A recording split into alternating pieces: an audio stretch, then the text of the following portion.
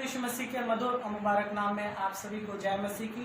परमेश्वर का धन्यवाद करते हैं सुंदर दिन के लिए, तमाम सुंदर आशीषों के लिए जो खुदावंद ने हम सभी के जीवनों के अंदर बख्शी। मेरे प्यारे पिता परमेश्वर का हम धन्यवाद करते हैं। मेरे प्रिय विश्वासियों, आज परमेश्वर का वचन हमें बहुत कुछ बताने के लिए और जगाने के लिए आज आया है मेरे प्रिय विश्वासियों। और आज के वचन का जो विषय है वो है कि क्या हम आत्मिक रूप से सो तो नहीं गए हैं, क्या हम आत्मिक रूप से जागे हुए हैं। आज हम इस वचन के द्वारा जानेंगे, सीखेंगे और समझेंगे और अपने आप का आकलन हम करेंगे कि क्या हम आत्मिक रूप से सोए हुए हैं या हम जागे हुए हैं। आइए मेरे प्रिय विश्वासियों, हम परमेश्वर के वचन में से पढ़ेंगे जो हमें मिलता है नीति वचन की पुस्तक, उसका 6वां अध्याय 6 आयत से 11 आयत तक, जहाँ इस प्रकार लिखा है, हे आलसी, चींटियों के पास जा, उसके काम पर ध्यान दे और बुद्धिमान हो। उनके ना तो कोई न्यायी होता है, ना प्रधान और ना प्रभुता करने वाला, तो भी वे अपना आहार धूप काल में संचय करती हैं और कटनी के समय अपनी भोजन वस्तु बटोरती हैं। हे आलसी, तू कब तक सोता रहेगा? तेरी नींद कब टूटेगी? कुछ और सो लेना, थोड़ी सी नींद, एक और झपकी, थोड़ा और छाती पर हाथ रखे लेटे रहना, तब तेरा कंगालपन राख के लुटेरे के समान और तेरी घटी हथियारबंद के समान आ पड़ेगी। हाँ मेरे प्रिय विश्वासियों, परमेश्वर का वचन हमें एक उदाहरण के रूप में राजा सुलेमान हमें बता रहा है कि उसने आलसियों को चींटियों के पास जाने के लिए कहा है। और वो कह रहा है कि हे आलसी, चींटियों के पास जा, उनके काम पर ध्यान दे और बुद्धिमान हो जा। मेरे प्रिय विश्वासियों, आज हमें ये देखेंगे कि क्या हम आत्मिक रूप से सो तो नहीं गए हैं, क्या हम आत्मिक रूप से जागे हुए हैं या नहीं मेरे प्रिय विश्वासियों। और यदि हम जागे हुए हैं तो इसका क्या फायदा हमारे लिए है, इसका क्या लाभ हमारे लिए है, यह वचन हमें इस बारे में बता रहा है। राजा सुलेमान हमें बता रहा है कि हे आलसी, तेरी नींद कब टूटेगी?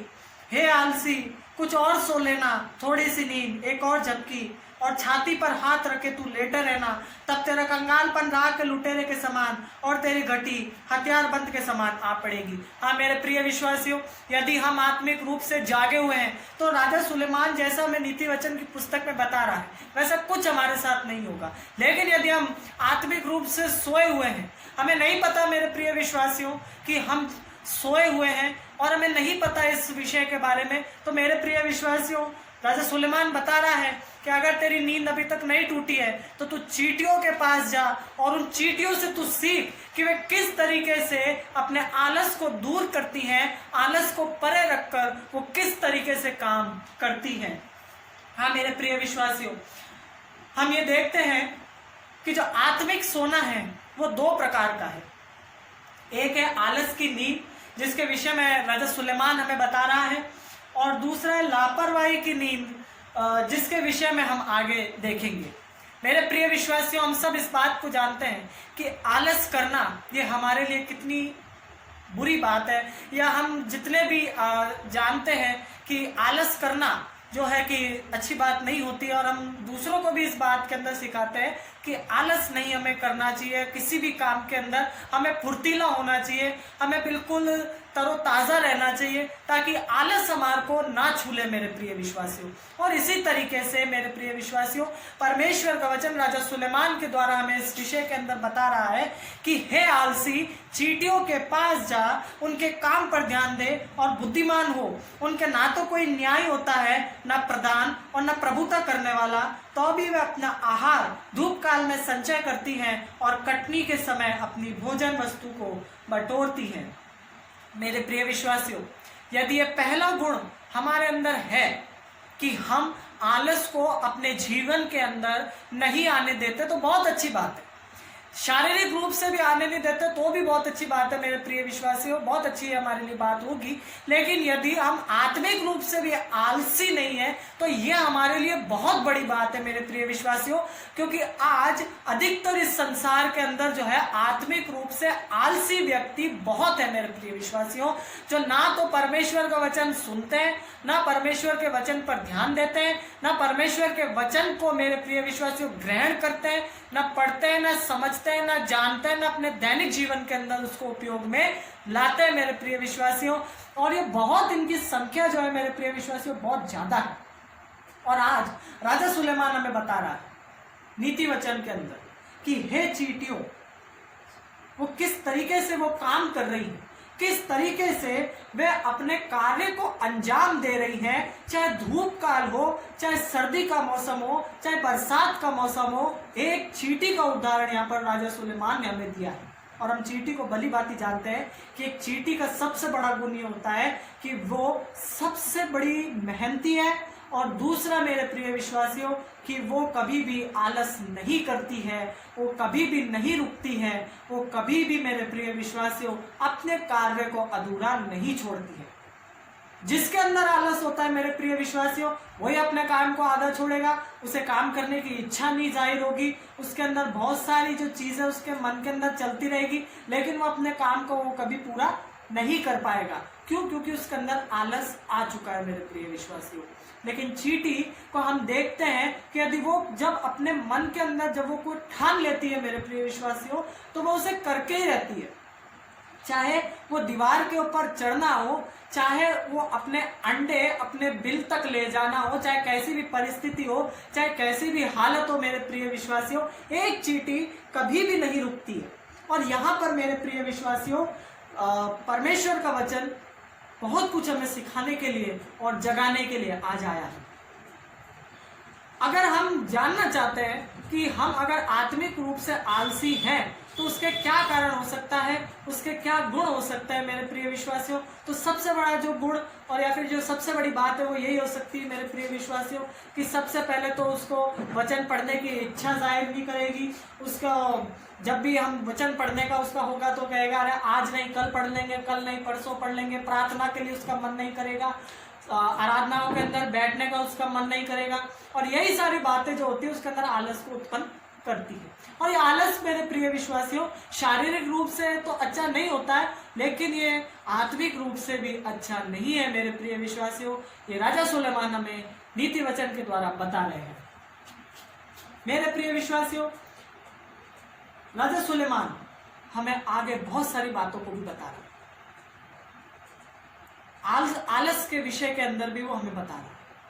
ये पहला कोई काम नहीं है राजा सुलेमान का कि वो हमें एक आलस के बारे में ही बता रहा है या फिर एक आलसी व्यक्ति के बारे में ही बता रहा है या फिर उसको वो चिता रहा है। क्योंकि राजा सुलेमान की हम सब विशेषता जानते हैं कि वो बड़ा बुद्धिमान राजा था। उसने ना ही कोई संपत्ति मांगी, ना शौहरत मांगी, ना सम्मान प्रतिष्ठा, उसने परमेश्वर से कुछ नहीं मांगा। उसने केवल एक बुद्धि का वरदान मांगा और परमेश्वर ने उसको बहुत ही ज्यादा और बहुत ही प्रवीणता वाली बुद्धि से नवाजा। और उसी बुद्धि का उपयोग करते हुए वो राजा सुलेमान जो है आज वो हमें चिता रहा है, आज वो हमें नीति वचन के द्वारा बता रहा है। मेरे प्रिय विश्वासियों, आज हमें जागने की सबसे बड़ी जरूरत है। आज संकट का समय चल रहा है, परेशानी का समय चल रहा है, और इस संकट और परेशानी के समय में भी सरकार के द्वारा, कई लोगों के द्वारा भी हमारे को चिताया जा रहा है, जगाया जा रहा है, जागरूक किया जा रहा है मेरे प्रिय विश्वासियों। और जब जब समय समय पर हमें जागरूक होने की जरूरत पड़ी है, तब तक कई लोग मेरे प्रिय विश्वासियों अपने अपनी जगह पर निकल कर आए हैं और उन्होंने हमें कई तरीकों से अलग अलग मायनों में उन्होंने हमें जगाने की कोशिश या जागरूकता फैलाने की कोशिश उन्होंने हमारे समाज में या फिर इस संसार के अंदर, इस देश के अंदर उन्होंने कोशिश करी है मेरे प्रिय विश्वासियों। हम आगे देखते हैं एक बड़ा ही आलस का जो उदाहरण हमें देखने को मिलता है वो मिलता है मत्ती रचित सुसमाचार उसका 25वां अध्याय उसकी 1 आयत से 13 आयत तक। यहाँ पर हम 10 कुंवारियों का वर्णन देखते हैं मेरे प्रिय विश्वासियों कि किस प्रकार ये 10 कुंवारियां जो हैं इनमें से 5 ने आलस किया और उस आलस के कारण इनको कितना बड़ा खामियाजा भुगतना पड़ा। हम पढ़ते हैं मत्ती 25, स्वर्ग का राज्य उन 10 कुंवारियों के समान होगा जो अपनी मशालें लेकर दूल्हे से भेंट करने को निकली। उनमें 5 मूर्ख और 5 समझदार थी। मूर्खों ने अपनी मशालें तुली परंतु अपने साथ तेल नहीं लिया, परंतु समझदारों ने अपनी मशालों के साथ अपनी कुप्पियों में तेल भी भर लिया। जब दूल्हे के आने में देर हुई तो वे सब ऊँघने लगी और सो गई। हाँ मेरे प्रिय विश्वासियों, यहाँ पर ये जो स्वर्ग का राज्य का उदाहरण हमें एक दृष्टांत प्रभु यीशु मसीह हमें बता रहे हैं। और यहाँ पर बताया गया है कि 5 मूर्ख और 5 समझदार कुंवारियां हैं। मूर्खों ने मशाले तो ली परंतु अपने साथ तेल नहीं लिया, परंतु समझदारों ने अपने साथ मशाले और मशालों के साथ कुप्पियों में तेल भी भर लिया। जब दूल्हे के आने में देर हुई तो वे सब ऊँघने लगी और सो गई। आलस आ गया मेरे प्रिय विश्वास, और 10 की 10 ही सो गई। पर जब वो दूल्हे के आने में देर हुई तो 10 की 10 सो गई, उन्हें ध्यान नहीं रहा। और जब आधी रात को धूम मची तो देखो दूल्हा आ रहा है, उससे भेंट करने के लिए चलो। तब वे सब कुमारियां उठकर अपनी मशाले ठीक करने लगी। और मूर्खों ने समझदारों से कहा, अपने तेल में से कुछ हमें भी दो, क्योंकि हमारी मशालें बुझी जा रही हैं। परंतु समझदारों ने उत्तर दिया, कदाचित यह हमारे और तुम्हारे लिए पूरी ना हो, भला तो यह है कि तुम बेचने वालों के पास जाकर अपने लिए मोल ले लो। जब वे मोल लेने को जा रही थी तो दूल्हा आ पहुंचा। जो तैयार थी वे उसके साथ विवाह के घर में चली गई और द्वार बंद किया गया। इसके बाद वे दूसरी कुमारियां भी आकर कहने लगी, हे स्वामी, हमारे लिए द्वार खोल दे। उसने उत्तर दिया, मैं तुमसे सच कहता हूँ, मैं तुम्हें नहीं जानता। इसलिए जागते रहो, क्योंकि तुम ना उस दिन को जानते हो और ना उस घड़ी को। यहाँ परमेश्वर का वचन हमें जैसे नीति वचन के अंदर चिता रहा था, यहाँ पर भी हमें परमेश्वर का वचन चिता रहा और ये कह रहा है कि जागते रहो, क्योंकि तुम ना उस दिन के विषय में जानते हो और ना उस घड़ी के विषय में जानते हो। वापिस से आया। आज परमेश्वर का वचन हमें इस बात के लिए चिता रहा है कि जिस प्रकार की आलस उन 10 कुंवारियों में से 5 कुंवारियों ने करी, उसी तरीके का आलस मेरे प्रिय विश्वासियों में नहीं करना। और यही आलस का उदाहरण था मेरे प्रिय विश्वासियों, जो कि मत्ती रचित सुसमाचार उसके 25वें अध्याय के अंदर में बताया गया है कि जब दूल्हे के आने में देर हुई तो वे सब ऊँघने लगी और 10 की 10 सो गई। और आधी रात को धूम मची, और जब धूम मची तो सबने कहा कि आओ हम उस दूल्हे से भेंट करने को चले। और जब वो भेंट करने को चली तो उनमें से 5 की मशालों के अंदर तेल खत्म हो गया, और वो 5 मूर्ख ही थी जिनके मशालों के अंदर तेल नहीं था। हाँ मेरे प्रिय विश्वासियों, जब आलस पैदा होता है तो हमें सुला देता है, और जब हम आत्मिक रूप से सो गए मेरे प्रिय विश्वासियों, तो फिर हमारे पास कोई और मौका हमें नहीं मिलेगा हमें फिर से जगाने का या हमें फिर से जागने का। और जब फिर से हमारे को भेंट करने का मौका मिलेगा मेरे प्रिय विश्वासियों, तो यीशु मसीह का या हमारे दूल्हे का जो हमें लेने के लिए आ रहा है, उसका एक ही जवाब होगा कि मैं तुम्हें नहीं जानता, इसलिए जागते रहो, क्योंकि तुम ना उस दिन के विषय में जानते हो और ना उस घड़ी के विषय में जानते हो। हाँ मेरे प्रिय विश्वासियों, आज परमेश्वर का वचन हमें इफिसियों 5 और उसके 14वीं आयत के अंदर में बता रहा है कि इस कारण वह कहता है कि हे सोने वाले जाग और मुर्दों में से जी उठ, तो मसीह की ज्योति तुम पर चमकेगी। इसलिए ध्यान से देखो कि कैसी चाल चलते हो, निर्बुद्धियों के समान नहीं पर बुद्धिमानों के समान चलो। अवसर को बहुमूल्य समझो, क्योंकि दिन बुरे हैं। या परमेश्वर का वचन कह रहा है कि हे सोने वाले जाग और मुर्दों में से जी उठ, तो मसीह की ज्योति तुम पर चमकेगी। मुर्दों में से जब तक नहीं उठेंगे, जब तक हम आत्मिक रूप से सोए हुए हैं और जब तक हम नहीं जागेंगे मेरे प्रिय विश्वासियों, तब तक मेरे प्रिय विश्वासियों मसीह की ज्योति हम पर नहीं चमकेगी। और जब तक ज्योति नहीं चमकेगी तब तक हमें वो मार्ग नहीं मिलेगा, तब तक हमारे को वो रास्ता, वो दूल्हे के आने की धूप हमें नहीं मिलेगी मेरे प्रिय विश्वासियों।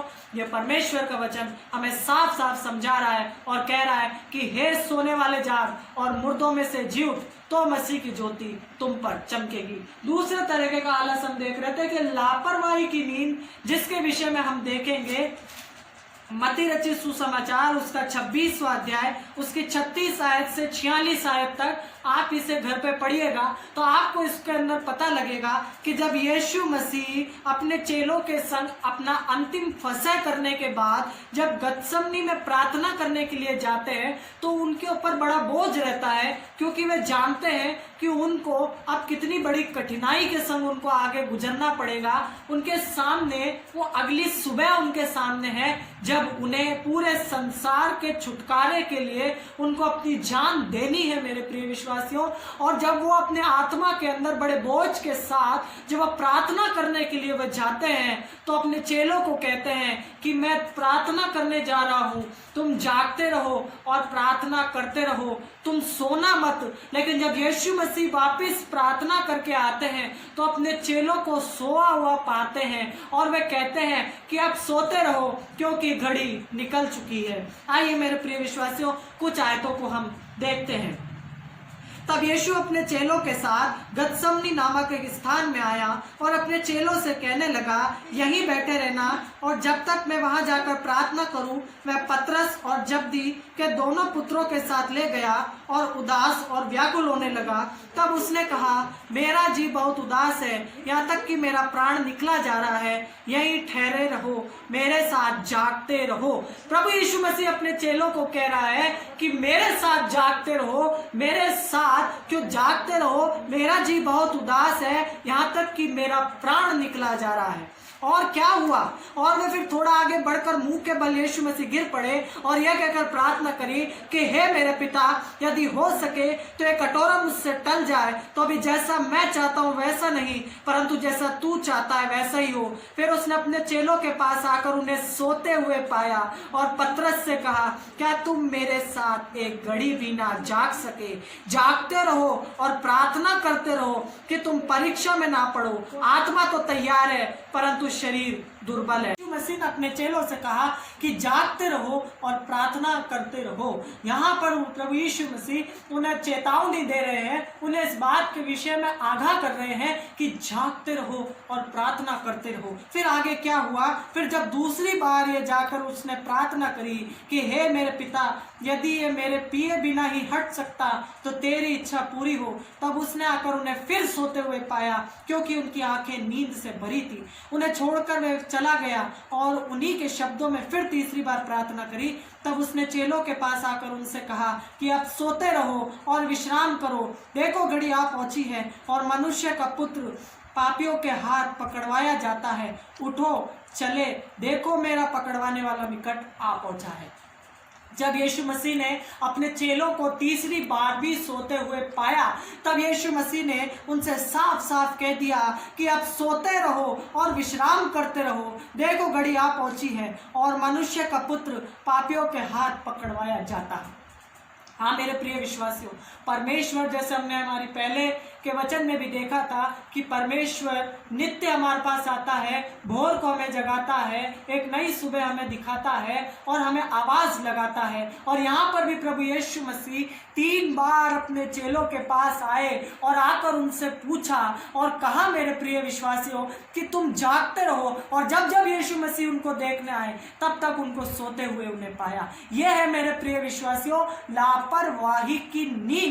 जब हम लापरवाही की नींद में सो जाते हैं तब इस तरीके की घटना हमारे संग होती है। अब क्या हुआ मेरे प्रिय विश्वासियों, अगर वो जागते रहते, अगर वो प्रार्थना करते रहते और यीशु मसीह के साथ जागते रहते तो एक नया एहसास उन्हें होता, एक नई जिंदगी उन्हें मिलती, एक नया वर्णन उन्हें मिलता, एक नया दृष्टांत उन्हें मिलता। लेकिन उन्होंने क्या किया? वो सो गए। यीशु मसीह के बोलने के बावजूद भी वो सो गए। जब हमको कोई बार बार चेतावनी देता है, जब बार बार कोई हमें सावधान करता है, लेकिन फिर भी हम उसी गलती को करते हैं मेरे प्रिय विश्वासियों, तो वो हमारी एक लापरवाही से बड़ी और कोई बात नहीं है। और यही चीज़ है मेरे प्रिय विश्वासियों जो हमें ये बताती है कि लापरवाही की नींद भी हमारे लिए कितनी बड़ी हानिकारक हमारे लिए हो सकती है। प्रभु यीशु मसीह हमें जगा रहा है। आज समय है मेरे प्रिय विश्वासियों, यदि हम सो रहे हैं तो जाग जाए, यदि हम आत्मिक रूप से सो रहे हैं तो भी जाग जाए मेरे प्रिय विश्वासियों, क्योंकि परमेश्वर का वचन हमें इब्रानियों की पुस्तक उसका 13वां अध्याय और उसकी 20वीं आयत में कहता है, तब शांति का परमेश्वर जो हमारे प्रभु यीशु को, जो भेड़ों का महान रखवाला है, सनातन वाचा के लहू के गुण से मरे हुओं में से जिलाकर ले आया है। वो हमें जिलाकर लेकर आया है, उसके लहू बहाया गया है, उसने अपने बदन को तुड़वाया है, उसके हाथों और पैरों में कीलें ठोकी गई है मेरे प्रिय विश्वासियों, उसके सर पे वो कांटों का ताज रखा गया है। और इसलिए वचन कह रहा है कि अब शांति का परमेश्वर जो हमारे प्रभु यीशु को, जो भेड़ों का महान रखवाला है, सनातन वाचा के लहू के गुण से मरे हुओं में से जिलाकर ले आया है, हमें लेकर वो आया है। और आज जब उसका लहू बहा दिया गया, और यदि हम मेरे प्रिय विश्वासियों आलस की नींद से और लापरवाही की नींद से सो रहे, तो उसका लहू का जो दाम है और उसका लहू जो है और जितनी यातनाएं उसने सही है मेरे प्रिय विश्वासियों, वो सब व्यर्थ हो जाएगा। आज समय मेरे प्रिय विश्वासियों हम जाग जाएं। आज समय मेरे प्रिय विश्वासियों कि हम उन सारी बातों को भूलकर हम एक नई शुरुआत करें मेरे प्रिय विश्वासियों, क्योंकि पहला थिस्सलुनीकियों उसका 5वां अध्याय हमें बता रहा है, पर हे भाइयों इसका प्रयोजन नहीं कि समयों और कालों के विषय में तुम्हारे पास कुछ लिखा जाए, क्योंकि तुम आप ठीक जानते हो कि जैसा रात को चोर आता है वैसा ही प्रभु का दिन आने वाला है। जब लोग कहते होंगे कुशल है और कुछ भय नहीं, तो उन पर एकाएक विनाश आ पड़ेगा। जिस प्रकार गर्भवती पर पीड़ा और वे किसी रीति से ना बचेंगे, पर हे भाइयों तुम तो अंधकार में नहीं हो कि वह दिन तुम पर चोर के समान आ पड़े, क्योंकि तुम सब ज्योति की संतान और दिन की संतान हो। हम न रात के हैं न अंधकार के हैं, इसलिए हम दूसरों के समान सोते ना रहे, पर जागते और सावधान रहे। क्योंकि जो सोते हैं वे रात ही को सोते हैं, जो मतवाले होते हैं वे रात ही को मतवाले होते हैं।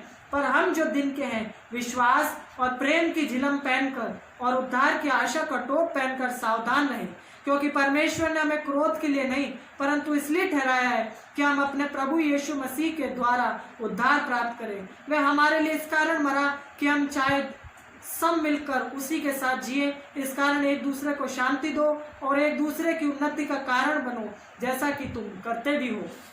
हाँ मेरे प्रिय विश्वासियों, यह परमेश्वर का वचन हमें बता रहा है कि जागते रहो, क्योंकि तुम सब ज्योति की संतान हो और दिन की संतान हो, और ज्योति हमारे पर तभी चमकेगी जब हम मुर्दों में से जी उठेंगे, जब हम इन दोनों नींदों से जाग उठेंगे। और यदि हम जागे हुए हैं तो हम परमेश्वर का धन्यवाद करें, और यदि हम नहीं हैं जागे हुए तो मेरे प्रिय विश्वासियों परमेश्वर से प्रार्थना करें, और बड़े बोझ के संग प्रार्थना करके बड़े बोझ के संग हम परमेश्वर की नज़दीकी में आकर अपनी उस नींद को तोड़े, और उस नींद को तोड़कर हम परमेश्वर की हुजूरी में आ जाएं। ये परमेश्वर हमसे चाह रहा है। आज परमेश्वर का वचन हमें जगाने आया है। हो सकता है कि कल हमारे पास ये समय ना हो सकता है कि कल हम इस दुनिया के अंदर ही ना हो, तो हो सकता है मेरे प्रिय विश्वासियों हम ऐसे ही सोते हुए चले जाएं।